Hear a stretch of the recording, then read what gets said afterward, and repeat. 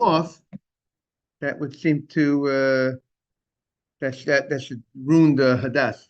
We'll see. We're going to learn about it. We're going to learn about some of the leaves falling off. We'll learn similar, but yeah, rub of some of the leaves, majority of leaves fall off, and we're going to learn about if majority of leaves dry up. You know, we'll see. We're going to see more about those details. We're going to see something about the top three leaves as we learn. Okay, so we are now on 32 2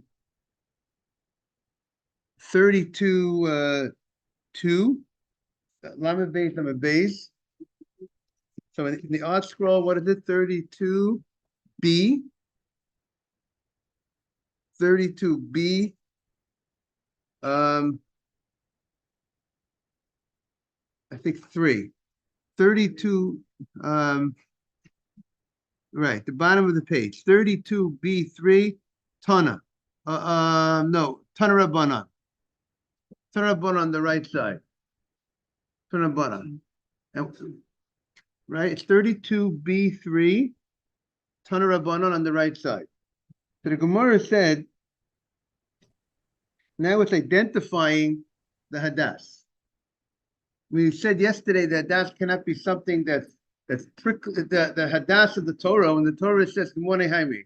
Good morning, Rabbi. It says Anaf Eitzavot, and the Torah says, "I want you to take this type of item that covers its stem. The leaves cover its stem, and it's plated." So the Gemara concludes that's a hadass. And now we have the Breita. The Breita is going to go into more detail, explain the hadass. Tana Rabbanan. Kuluya kimin kliya. The Torah says that you take this hanaf eitzavot. So if it's plaited like a braid, the domer l'shalshelet, and it's similar to an interlocking chain, that means that zeh hadass. That is a hadass. So hadass has to be something that's going to be, that the leaves are you see how the leaves come out, that the leaves cover each other. That is what the Torah is referring to when it says Anaf Eitz Avot. Rabbi Eliezer ben Yaakov Omer, Eliezer ben Yaakov says Anaf Eitz Avot, when it says Anaf Eitz Avot, is Eitz Shetam Eitzo Pirya Shaveh. It's a type of a twig. You have to take a type of twig with the leaves that are on this item, that the smell of the leaf and the smell of the twig have the same smell. They're alike. Zeh Omer, Zeh Hadass. That is the hadass. That the hadass, that the smell of the, we find the concept when it comes to the etrog, that the taste of the etrog, the taste of the etrog fruit, and the taste of the branch, if you would chew on the branch, is the same. It's the same. And here we have this item, this concept over here, that the smell of the leaf and the smell of the branch is the same, and that's referring to the hadassim. So that's the anaf eitz. When the Torah talks about the anaf, morning, Mark. Good morning, Rabbi. It's talking about the leaves of this twig, and he holds that the Torah is the way the Torah identifies. See, there's a way you could identify something. You could identify something by calling it its name, and you could identify something by describing the characteristics. You say the guy that's 6 feet tall, 6 feet 10 inches, and he has a little mark on his face over here, a little pimple. That's how you describe the person. To describe here, the Torah did not name the item by its name, but rather it named the item by describing the type, the quality, the type, the character traits of the item. So that's what happened over here by the, and it's very similar that when it came to the etrog, it did not name the item, just named it as a fruit that's pre-Eitz Hadar, some sort of beautiful fruit, without naming which fruit are you referring to. So so he says that's what the Torah, and you need to come on to, obviously you need the oral tradition to identify what are we referring to, but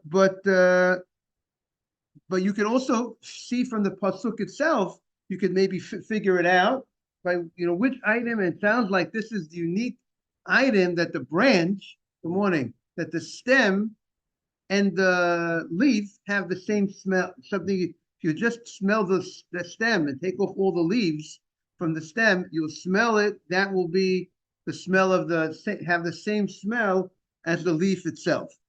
That's one understanding of Anaf Eitz Avos. That's the description. That's the character trait of the Hadas.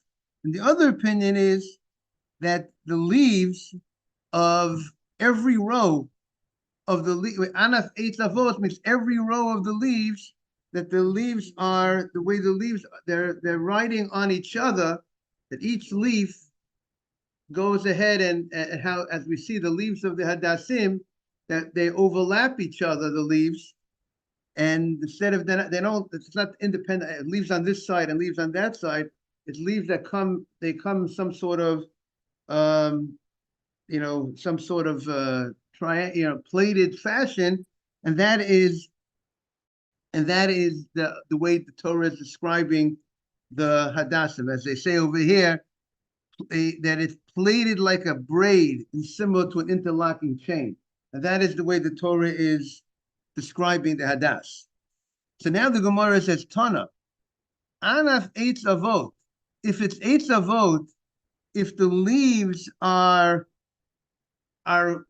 interlocking, that one leaf is already lying, riding next to the other leaf and riding on top of each other, that if the leaves are in such a fashion, then it is, if it's plated, then it's kosher. But if it's Eina Eitz Avot, if it's not in such a fashion, if it's not plated, then it is not kosher. So, and the Gemara now is going to explain what's called plated. What does this mean that the leaves are kosher only if the leaves are coming, these three leaves are plated? So the Gemara says that means v'hi v'omer Rabbi Yehuda v'hu dekaimi tlata b'tarfi b'kina. There are you have three leaves growing, and each coming out of each on each row. You have a row of three leaves coming together. Like if we have some places have pictures, some Gemaras have pictures. As you know, the three leaves have to come out together. Not that you have two leaves coming like this, and the third leaf is coming like a little bit not on the same line. They have to be coming out from the same line. You ever see the Hadas? Everyone knows what I'm talking about, or I should bring in a Hadas, right? If let's say, right, if here's leaf number one, here's leaf number two, and then there's leaf number three. So you see they're all coming from the bottom of the leaf, where they're coming from the same spot. But if two leaves come from the same spot, but the third leaf comes from over here, they're not coming out from the same spot. That is not a good Hadas. That would not be a good Hadas. So the one that knows how to see has to check every branch that he brings. He's going to take them. When you buy Hadas, when you buy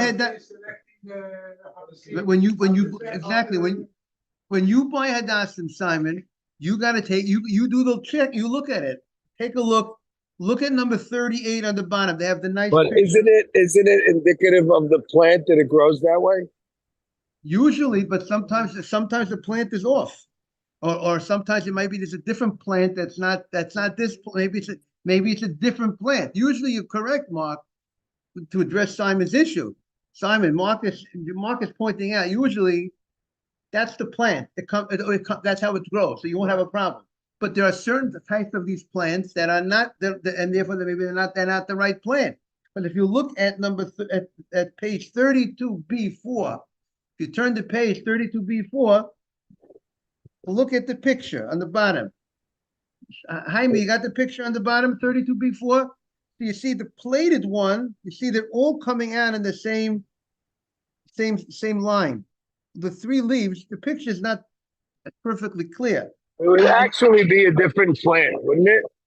Be like an imposter plant. It's a good, I would think so, but look at number on the right, deranged. You see deranged, it's not coming out from the same. You see three. Look like in the middle of the picture of the deranged picture, the one that's deranged. You see it's two. They're coming out two, and then you have one underneath. It's not three coming out together on one line. So that's what you got to be. You got to be careful. Be careful about. So now it's interesting to note, which we'll look into the halacha. The Gemara said there's two aspects of the hadassim.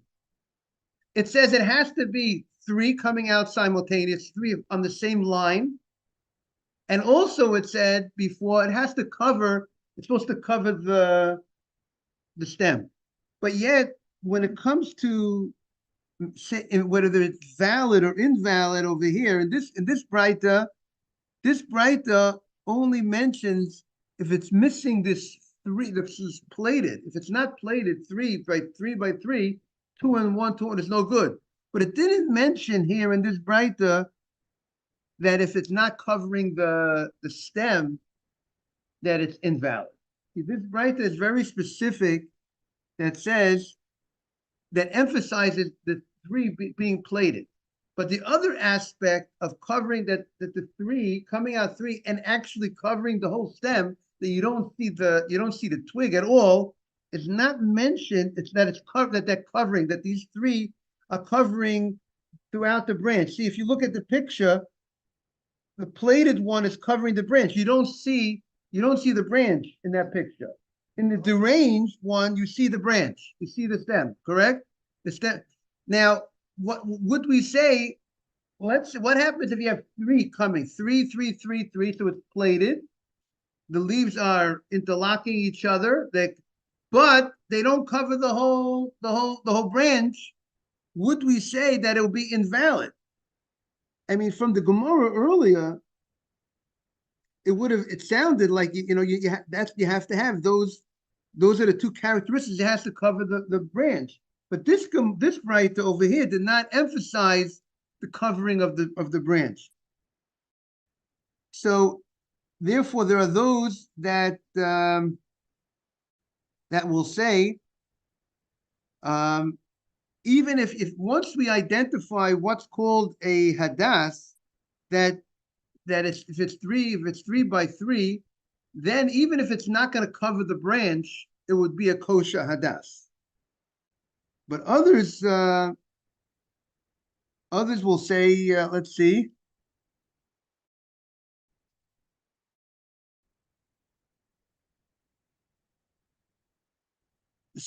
But others, I think, would obviously say that it has to cover the branch. So we're going to have to look in the halacha. See, what would be the halacha if you find a hadas that's not covering the branch, right? It's 3 by 3, but it's not covering the branch.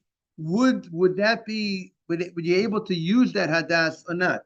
So that's going to be, because definitely you're supposed to lechatchila for sure try to find the hadas that covers, that you don't see the branch at all.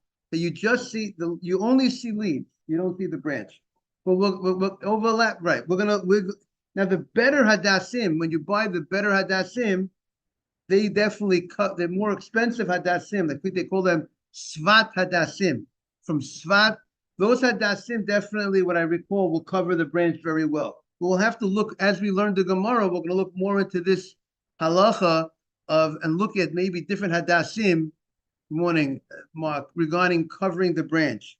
But at this point, we should go after those hadassim that you don't see, that they do a great job, that you don't see the branch. Rav Kahana Amar. Now Rav Kahana, see, he has an opinion that he says, afilu trei v'chad. He has a leniency that even if you have two leaves together and then you have one leaf underneath, that he does not require that it has to be a three leaves coming out together. He says only even two would be good enough. But it might not. Most probably, he doesn't say that two cover it. In the picture, we see that two didn't cover. He didn't mention anything about. He doesn't. He's not talking about the covering aspect. He's talking about the plated aspect. So regarding the plated aspect, so it's not clear. He doesn't address that issue about covering. What'd you say? No, the plated is just the hadassim, the leaves coming out together, one leaf riding on, next to the other one, and some of the leaf extending on top, reaching the other leaf in some sort of fashion, interlocking with the other leaf. So he says that's called interlock if two leaves come out at the same spot and they overlap each other, and that's some sort of. He calls that also a vote. He says that's called if it fills the plated. That is his chidush. So his chidush says that plated, it does not. You don't need three to be called plated, to be interlocking with each other. So that's his opinion. So now the Gemara says the following. Rav Acha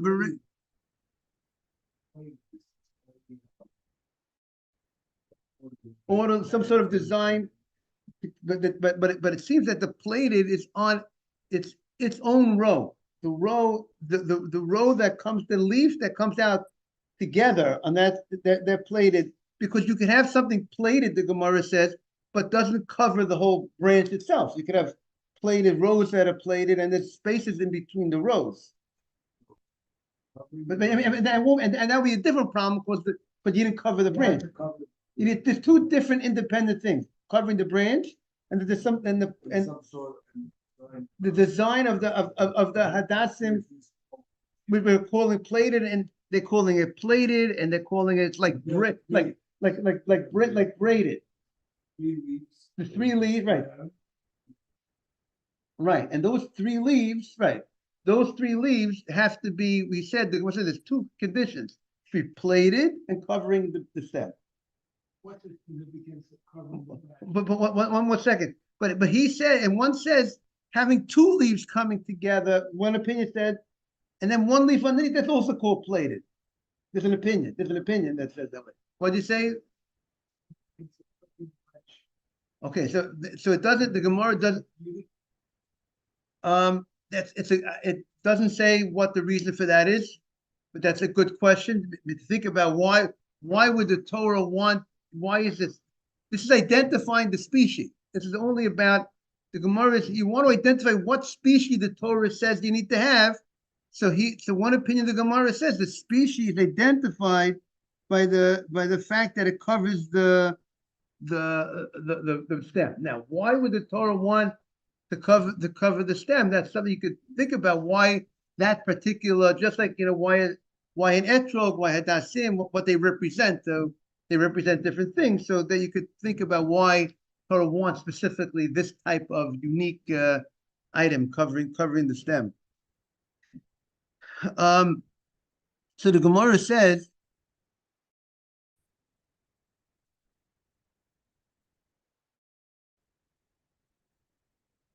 Rav Acha Berei the Rava Mahada Trei V'chad.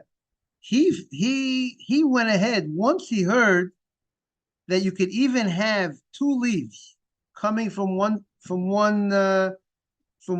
coming out from one spot, and underneath those two leaves, you have a third leaf that grows underneath that, and then and connects somehow to those two leaves that are on top. He felt once the rabbi said such a chidush, I want to use the chidush. I want to use the item that's a big chidush. That not, everybody uses the three coming out of one spot.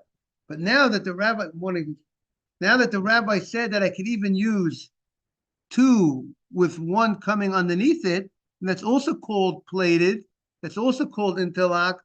So he went and he specifically looked to find that type of hadash. He says, Hoyel v'nofik nipumed Rav Kahana. Since Rav Kahana said, good morning, Michael. Since Rav Kahana said such a chidush, I want to show the students that that's the halacha. And therefore, I'm going to go after something which is not many people don't know. And sometimes, I want people to know there is more opportunity to fulfill the mitzvah. You don't have just to look for one thing, and now you're opening up to making it much easier for the people, which is a very good thing. People have more opportunities to fulfill a mitzvah, to make it easier for the people. So, Omalei ma baramema Ravashi, but ma baramema said to Ravashi, he told Ravashi, Abba, my father, he did not allow that hadash. He did not agree with Rav Kahana. Lahu, that hadash, one area, the hadash that doesn't have three coming out from the same spot, from the same area of the it's not on the same line. If you don't have three leaves coming out from the same line, lahu, my father, lahu hadash shoteh karile. He calls it a hadash shoteh. Shoteh refers to someone who was not acting orderly, someone who's acting not well, someone who, let's say, acts inappropriately, not normal. You call a shoteh. That's the name for a shoteh. A shoteh is someone who has no knowledge, no doubt, right? We say cheresh shoteh v'katan. A shoteh is exempt from mitzvot because he's not mentally capable of doing mitzvot. That's a shoteh. Someone who's that's more shikur. This is so therefore shoteh. So you want to refer to hadas when it's not orderly, not proper. You call it that's a hadas shoteh. That's a hadas that's not well, meaning so to speak. It's a hadas that's not orderly, and that's hadas. It's not a kosher hadas. So that's why so that we have a disagreement in the Gemara. If you have these two leaves coming out from the same spot, and there's one coming underneath, that right underneath it, would that be kosher or not? So we have a dispute in the Gemara. Tana Rabbanan. So now we're addressing what Mr. Haber spoke about earlier. What happens if many of the leaves of the hadas falls off? What's the halacha? We're on 32b4. Tana Rabbanan. Nashru rov alav. If most of the leaves fell off, maybe you were shaking the lulav a little bit too much, and the leaves. Usually that doesn't happen. That most of the leaves will fall off. The nishtarabo mute, as long as the minority of the leaves remain kosher, it's kosher. But ulavad shetehei avoto kayemet. So here the Gemara is saying something that if the leaves, even if the majority, again, here we have most of the leaves fell off. Now we're going to say if most leaves fall off, it's not kosher. But here, right, most of these, but at least originally it started properly. You know what I mean? So that might not be that problem, but it started with covering the stem. But because technically, even if one row of three fall off and you have a majority left, kosher, even though you're going to see the stem, because as long as it was a type of species that the leaves actually cover the stem. But here the Gemara says the majority of the leaves fell off, but minority are left. It's kosher, but it still has to be plated. You still have to have the the three, so it doesn't make sense. If you're telling me that if the majority of leaves fell off, that means it's not plated anymore. You don't have, if we're going to say, let's say plated means you have to have this three leaves coming out and this interlocking of the three leaves. So how if the majority of leaves fell off, that means there's no plated. You don't have the plated.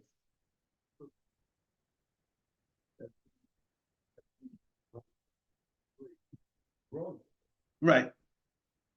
Two, take off 2 rows, and then they'll have 3 together. One, they take off 2 rows and 3 together.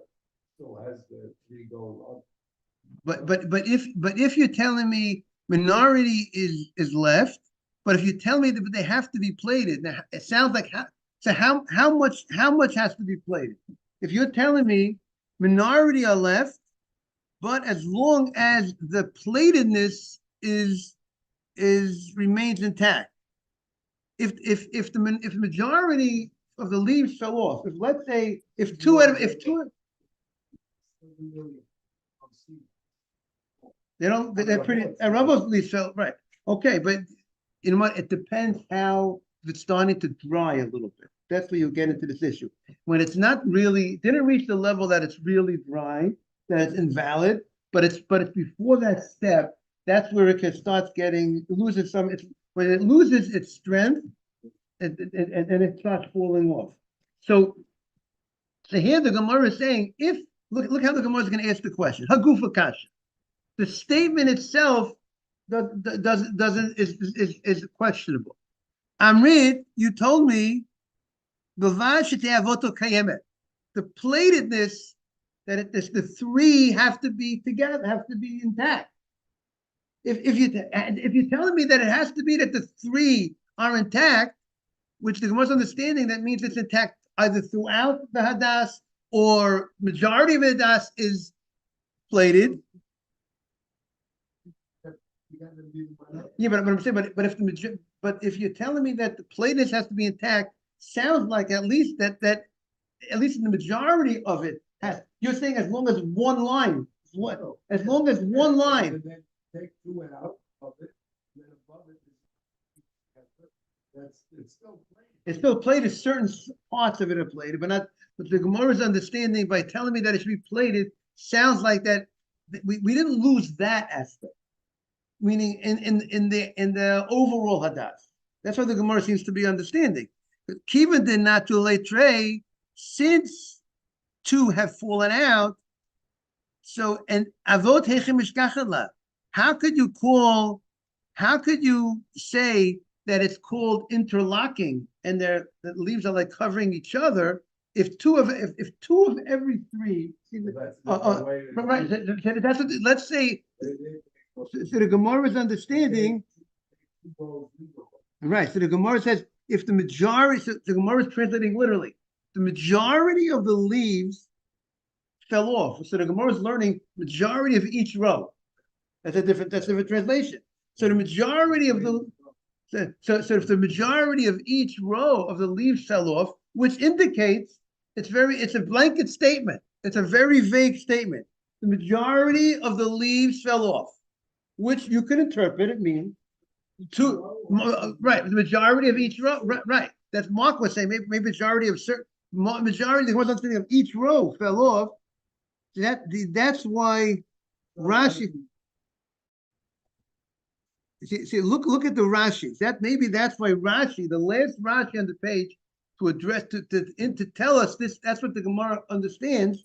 What does Rashi say? Rov alav. See the last Rashi, Mark. Look at Rashi. Rov alav. The last Rashi on 32b. Lamed beis, lamed beis. This is the place to be, everybody. Lamed beis, lamed beis. Rov alav. Trey. You have it, Mark. Mikol avot. 2 from every locking. 2 from every plated. That means Rashi's learning. That's what the Gemara understands. It's 2 from every row fell off. You're still good. So the Gemara says, how could that be? If 2 from every row fell off, it's no more plated. How could you say as long 2 could fall off from every row, but as long as it's plated, that's a contradiction. So the Gemara answers, I'm not buying it. Abaye says, gotta get the Egyptian Hadassim. I'm not buying it. Mishkachet la, the case is talking about Ba'asa mitzvah. Now we're on 33A1. Hadas, that's mitzvah. Some translate it as growing from Egypt, or some say that it's referring to a hadas that grows by a certain spot of the field. Some say by the boundary, Rabbi. by the boundary of the field, where when you have no other things growing there nearby, so therefore, if it's nothing growing near the boundary of the field, so therefore it gets a lot of nutrients because it's not sharing with other trees, and therefore it grows a lot of leaves. So this asa mitzvah, the kaimi shiva b'chatkina. You have 7 leaves. You have 7 leaves on coming out of every line. There's 7 leaves. So if you lose the majority, and if you lose 4 out of 7, you're still left with 3. So if you have 7 leaves coming out from one space, from one area, 7 leaves instead of 3, and majority go out from one area, and you have 3 left, and therefore you still have a plate left. As long as, even if the majority of the leaves fall off, but you have this plated left, because as long as you're left with 3 leaves, when 4 leaves fall off, you're still left with 3 leaves, and you're still left with the plated. Ama Abaye says, Shma mina hayasa mitzvah. Based on this Gemara, based on this idea, Abaye says you could use hayasa mitzvah kosher lahoshana. It is kosher for Hoshana. You could use it as hadasim. You could use this type of hadas that has 7 leaves that grow out from the same spot. So the Gemara says, Shita, why? This hadas is also part of the hadasim. It smells like a hadas. It just has some more leaves. So why would you think that this hadas is not kosher? So he says, Mao de Tema, but since this is called it's called hadas mitzra'ah, it has a different name. So if it has a different name, you might have thought that is not the hadas of the Torah. Mao de Tema, having a different name, maybe you might have thought it's like a different species. You might have thought that that's something, and it's a different species, and maybe that's not. And the Torah, the question is, when the Torah says anaf eitzavot, is it referring to this as well? So you might have thought, since it's not called just hadas, it's called hadas mitzrah, lo miskasha. It's not kosher because you say maybe it's a different species. It's not the species that the Torah was referring to. It's new name. When something has a new name, it's like a new identity. If it's known by a new name, so you might have thought it does not fit into the identity of the hadas of the Torah. Kamash Malan, it comes to teach us that it is still good. So the Gemara asks the question: why is this still good? Maybe it's called a different name. Maybe it's not the hadas of the Torah. Maybe it's not a kosher because it's a different species. So the Gemara said, Eitz Avot Amrachmana. The Torah did not tell you just take hadas. Certainly take hadas, you say hadas means hadas, not hadas mitzvah. That's a different thing. The Torah says, I want you to take something that has this braid, that has this plate in it. And therefore, this fits. This hadas mitzra'ah has this plate in this. It's very well plated with 7 leaves. So therefore, it's kosher. So therefore, you could use this hadas mitzra'ah. Whether it's hadas, whether it's the Egyptian hadas, whether as Michael said, it grows by the boundary line. Whatever it is, the Gemara concludes this will be a kosher hadas. I want to wish everyone a beautiful, beautiful day, and we'll see everybody hopefully. And happy Hanukkah. Enjoy the last day, Zot Hanukkah. Enjoy the last day of Hanukkah, and take it all in, and have a great Shabbat, everybody. Thank you, Rabbi. Thank you, Rabbi. You too. Thank you very much. Have a great day. Shabbat shalom. You too. Shabbat shalom.